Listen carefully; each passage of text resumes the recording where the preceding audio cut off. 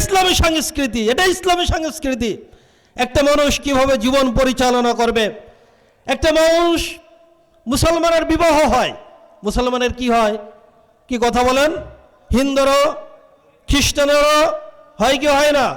মুসলমানের বিবাহ হয় মুসলমানের সংস্কৃতি অনুযায়ী, হিন্দুর বিবাহ হয় তাদের সংস্কৃতি অনুযায়ী, কথা ঠিক কিনা?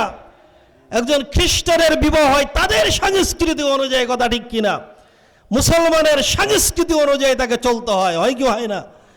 একজন মুসলমান মৃত্যুবরণ করে, তার দাফন কাফন জানাজা এটা ইসলামী সংস্কৃতি অনুযায়ী তাকে দাফন কাফন করা হয়, নাকি একজন হিন্দু সংস্কৃতি অনুযায়ী করা লাগে?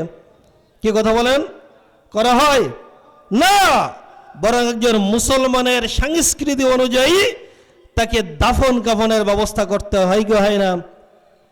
সংক্ষেপে বোঝাতে চাই, একজন মানুষের জন্মগ্রহণ থেকে শুরু করে নিয়ে তার চলাফেরা, ওঠা বসা, আচার আচরণ, লেনদেন, এমনকি মৃত্যু পর্যন্ত কিভাবে জীবন পরিচালনা করবে, সকল কিছুর একটা বিধান আছে। ওই বিধান ইসলামী সংস্কৃতি অনুযায়ী চলে, চলে কি চলে না? কি কথা বলেন?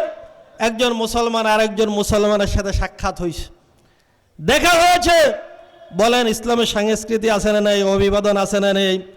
কি বলতে হবে? কি বলতে হবে বলেন? আসসালামু আলাইকুম ওয়া রাহমাতুল্লাহ। এটা কি? এটা কি?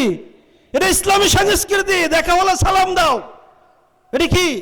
এটা ইসলামী সংস্কৃতি। কি কথা বলেন?